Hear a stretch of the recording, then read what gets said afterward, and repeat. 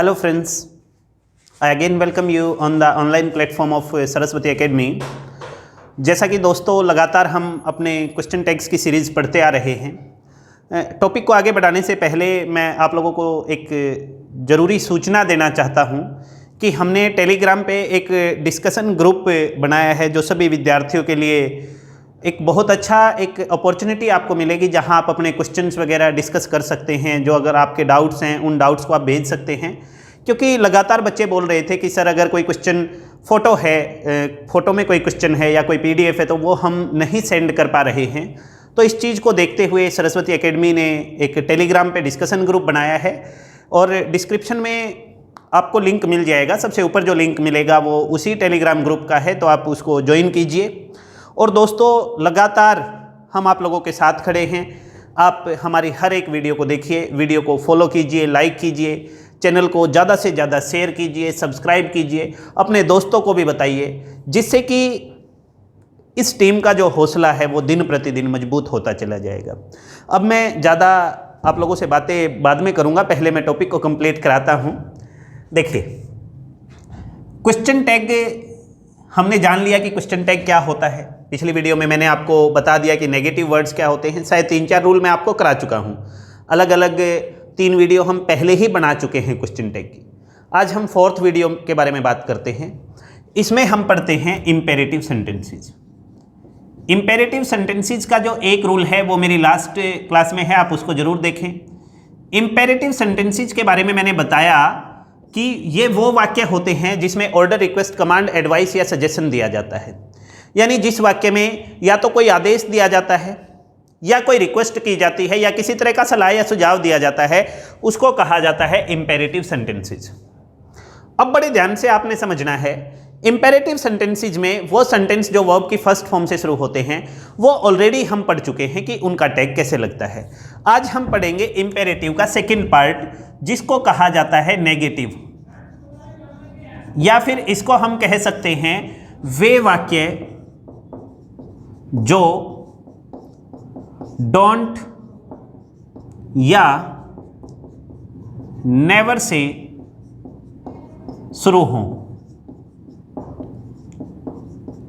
देखिए दोस्तों, सबसे पहली चीज मैं आपको बताना चाहूंगा, हालांकि मैं भी आपको समझाऊंगा, लेकिन एक जो पॉइंट बहुत जरूरी है वो मैं आपको बताना चाहूंगा कि नेगेटिव सेंटेंस के साथ केवल पॉजिटिव टैग लगेगा। नेगेटिव सेंटेंस के साथ केवल पॉजिटिव टैग लगेगा, चाहे वो इंपेरेटिव का भी है। पॉजिटिव के साथ इंपेरेटिव में नेगेटिव और पॉजिटिव दोनों ही तरह के टैग लग सकते हैं। अब इस बात को बड़ी गहराई से, बड़े ध्यान से सोचने की जरूरत है। पिछली क्लास में हम एक एग्जाम्पल ले रहे थे कि मान लीजिए, बड़े ध्यान से सोचिए, बहुत ध्यान से सोचिए कि आप किसी क्लास में बैठे हुए हैं। उस सिचुएशन को फील कीजिए। मैं आप लोगों को पढ़ा रहा हूं, मैंने आपको कहा कि दरवाजा खोल दीजिए। यह बात आप पिछली क्लास में सुन चुके हैं। आज मैं आपको कहता हूं कि दरवाजा मत खोलिए। आपकी तरफ से कोई जवाब नहीं, आपने फिर खोल दिया। फिर मैंने कहा दरवाजा मत खोलिए, फिर आपकी तरफ से कोई जवाब नहीं। फिर कहा कि दरवाजा मत खोलिए, फिर आपकी तरफ से कोई जवाब नहीं। जब लगातार आपकी तरफ से कोई जवाब नहीं आ रहा तो मैं क्या कहूंगा, या खोलोगे, अब खोलोगे। यानी जो बात सोचने की है, अगर कहीं भी नेगेटिव आदेश है, कोई ऐसा आदेश है जिसमें किसी बात को रोका गया है, किसी बात को निषेध किया गया है, आपको कोई ऐसा ऑर्डर दिया गया है जिसमें आपको किसी न किसी तरह से आपके ऊपर रोक लगाई गई है, तो वहां पर टैग हमेशा पॉजिटिव ही लगेगा। मैं दोबारा बोलता हूं सेंटेंस, दरवाजा मत खोलिए या खोलोगे, अब नहीं आया क्वेश्चन टैग में, तो ध्यान देने योग्य बात यह है कि इन वाक्यों के साथ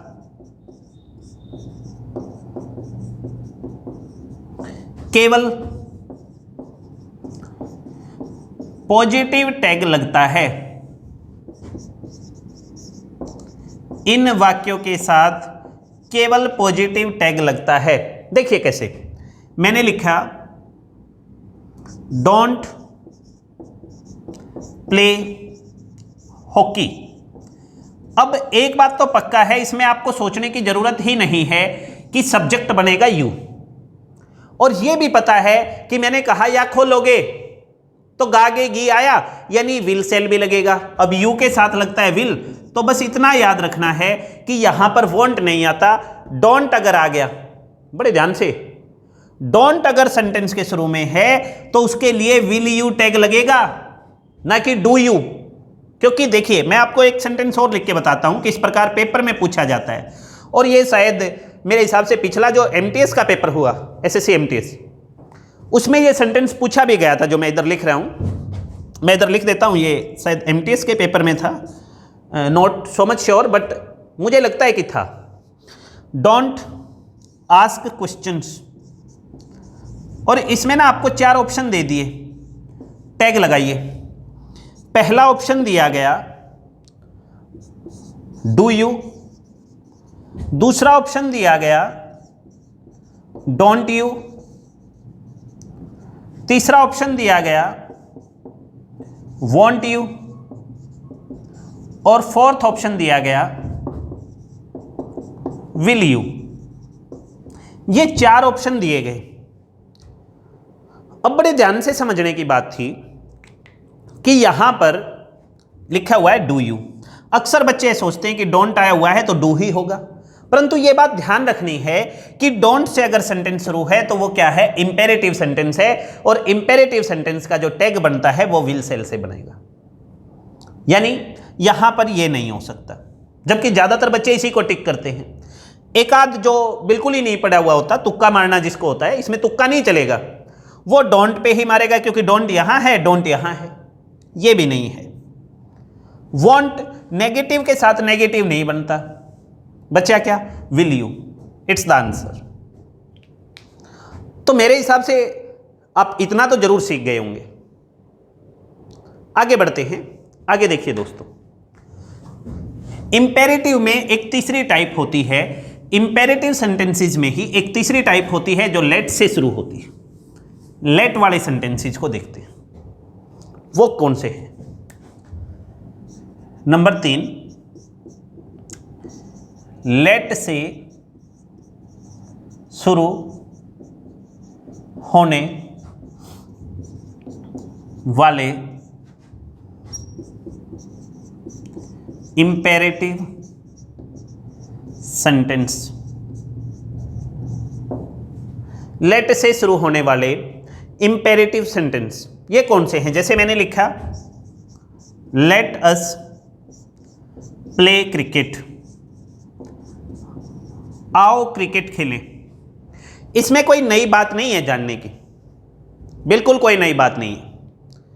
इसमें बस आपको इतना जानना है कि अगर लेट से कोई सेंटेंस शुरू है तो इसके बाद वाला जो शब्द है, ये शब्द हमारा ऑब्जेक्टिव सब्जेक्ट होता है। ये टर्म मैं आपको पहले समझा चुका हूं, ऑब्जेक्टिव सब्जेक्ट, वॉइस वाली वीडियो में, वॉइस में जहां मैंने इंपेरेटिव कराया वहां ये बात मैं बता चुका हूं। तो आपका जो सब्जेक्ट है वो इस अस से बनेगा, और अस का सब्जेक्ट क्या होता है, वी, और वी के साथ लगता है सेल, और नेगेटिव टैग लगेगा सांट, सांट वी, क्योंकि ये फिर से पॉजिटिव सेंटेंस है। इसमें आपको ध्यान क्या रखना है कि लेट से शुरू होने वाले इंपेरेटिव सेंटेंसेस में पॉजिटिव और नेगेटिव दोनों टैग लग सकते हैं।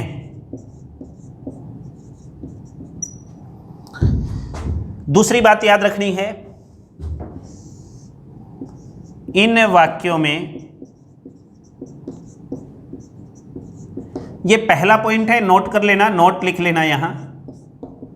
ये दूसरा पॉइंट है, इन वाक्यों में लेट के बाद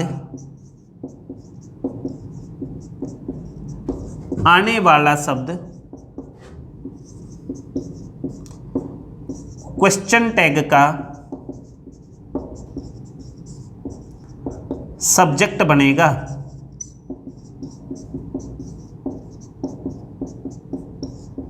नंबर 3, इस सब्जेक्ट के अनुसार ही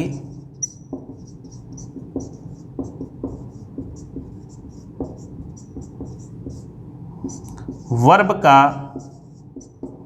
या फिर हम कहें हेल्पिंग वर्ब का प्रयोग होगा।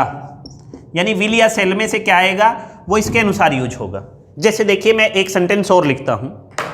मैंने लिखा लेट हिम स्पीक, इसका टैग लगाना है तो सब्जेक्ट क्या बनेगा, हिम से ही। हिम से सब्जेक्ट क्या बनेगा, ही। अब ही सब्जेक्ट बन गया तो ही के साथ सेल नहीं आता, ही के साथ आएगा विल, तो क्या बन जाएगा, विल ही। और विल के साथ अगर नॉट लगाता हूं तो वॉन्ट ही। It's too simple, it's too simple. If you want to learn these sentences it's too simple. Voice बहुत आसान है, वास्तव में बहुत आसान है। मुझे नहीं लगता कि इंग्लिश ग्रामर में इससे आसान कुछ होगा।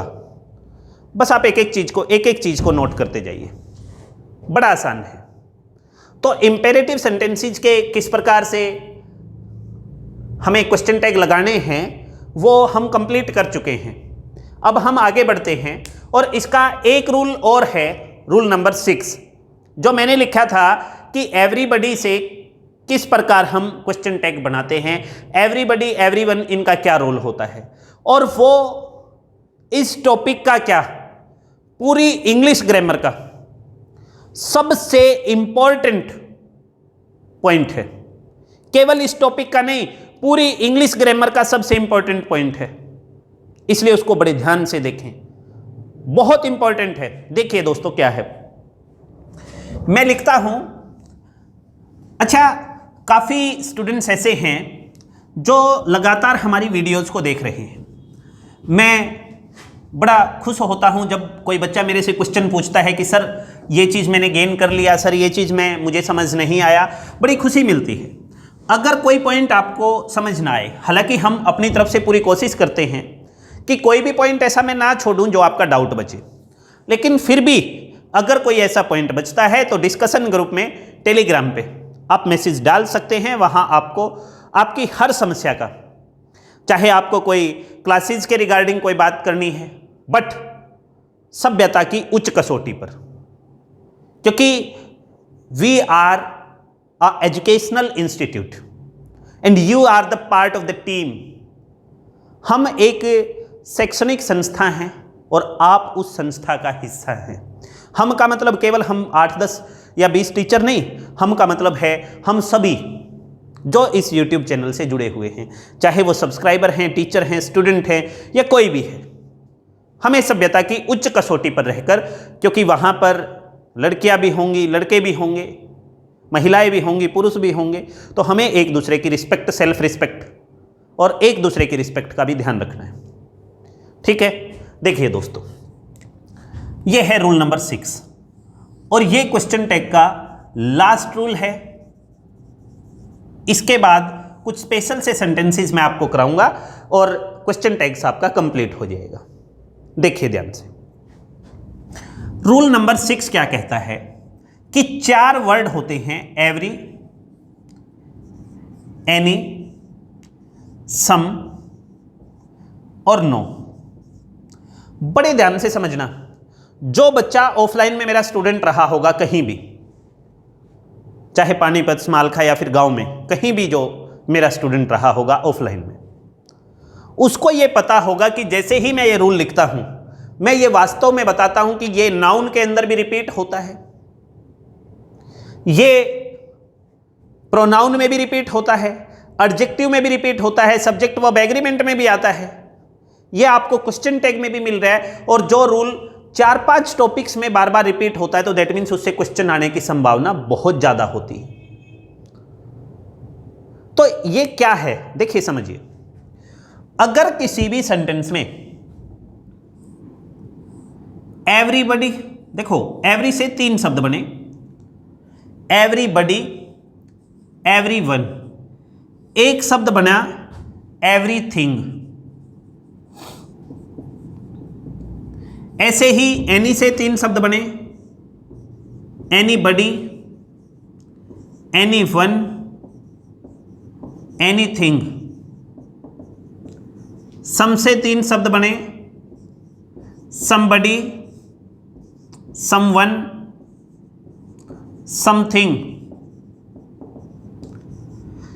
नो से 3 शब्द बने, nobody, no one, nothing. Sorry, it's not nothing, it's nothing. ये 3 शब्द बने।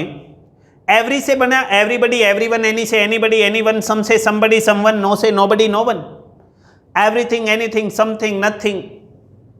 ये शब्द हमारे सामने लिखे हुए हैं। आपके दिमाग में किसी किसी के जहन में होगा सर समवेयर भी होता है, बट वो सब्जेक्ट नहीं बनता। अभी हमें जिन शब्दों से हमारा मतलब है केवल हम वही लिखेंगे। अब देखिए ध्यान से, इनमें जो ये इधर वाले शब्द हैं जिन पे बॉडी और वन लिखा हुआ है, ये सारे के सारे शब्द कहीं ना कहीं लिविंग होते हैं। ये सारे के सारे शब्द क्या होते हैं? लिविंग होते हैं। और जिन पे थिंग लिखा हुआ है ये नॉन लिविंग होते हैं। देखिए, जिन पे बॉडी या वन लिखा हुआ है, बॉडी का मतलब शरीर, वन का मतलब भी ये व्यक्तियों के लिए ही यूज होता है, तो वो तो हैं लिविंग।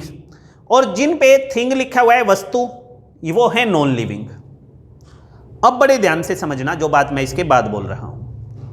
वैसे तो इंग्लिश ग्रामर में ये सारे के सारे शब्द, ये सारे के सारे शब्द सिंगुलर होते हैं। All these words are always singular.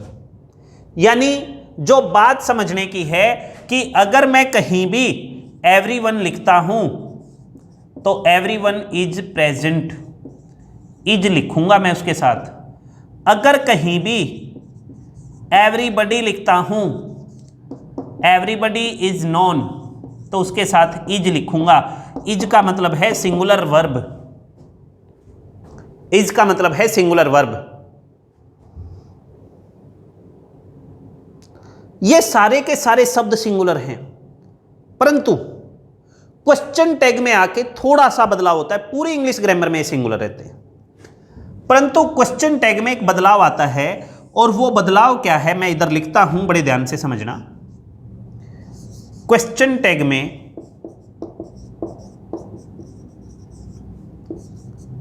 Living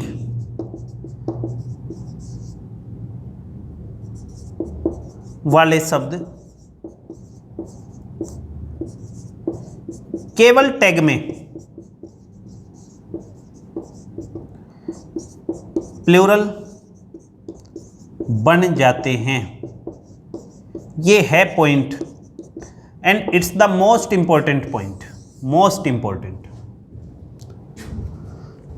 बहुत इंपॉर्टेंट रूल है कि क्वेश्चन टैग में ये वाले जो शब्द हैं ये प्लूरल बन जाते हैं। पूरी इंग्लिश ग्रामर में सिंगुलर, बट क्वेश्चन टैग में प्लूरल बन जाते हैं।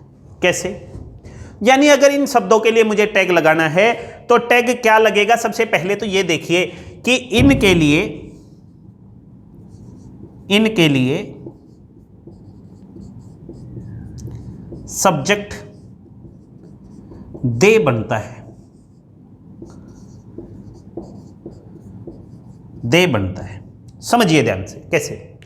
यहां पर एवरीवन है, एवरीवन के लिए मुझे टैग लगाना है तो टैग क्या लगा? दे। अब इस दे के साथ क्या इज आ सकता है? नहीं। तो इस हेल्पिंग वर्ब का प्लूरल बना के लिखना पड़ेगा, और इज का प्लूरल होता है are, that would be aren't they. ये समझ, ये बात समझ, ये इंपॉर्टेंट है। क्या करना है? इनके लिए सब्जेक्ट दे बनता है, और फिर मैं लिखता हूं दे के साथ हेल्पिंग वर्ब प्लूरल आती है, दे के साथ हेल्पिंग वर्ब प्लूरल आती है, ये बहुत इंपॉर्टेंट है।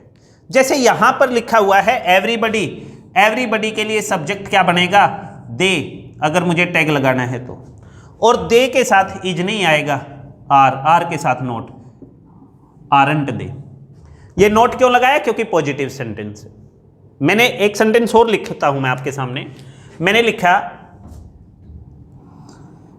somebody, बहुत फेमस सा सेंटेंस है, हैज स्टोलन माई पर्स, ये एक सेंटेंस लिख दिया। somebody has stolen my purse। अब यहां पर somebody आया, somebody, इसके लिए सब्जेक्ट क्या बनेगा? दे। और यहां पर है हैज, हैज का बनाना पड़ेगा plural, that is have, haven't they.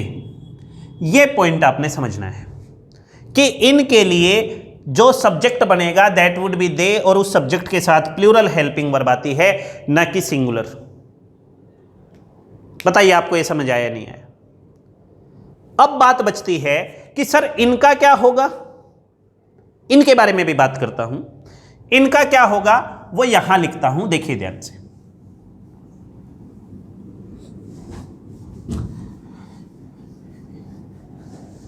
ये जो नॉन लिविंग हैं ये हमेशा सिंगुलर ही रहते हैं। नॉन लिविंग क्वेश्चन टैग में भी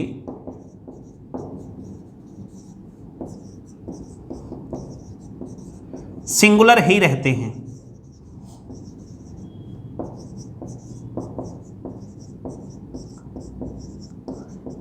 इनके लिए सब्जेक्ट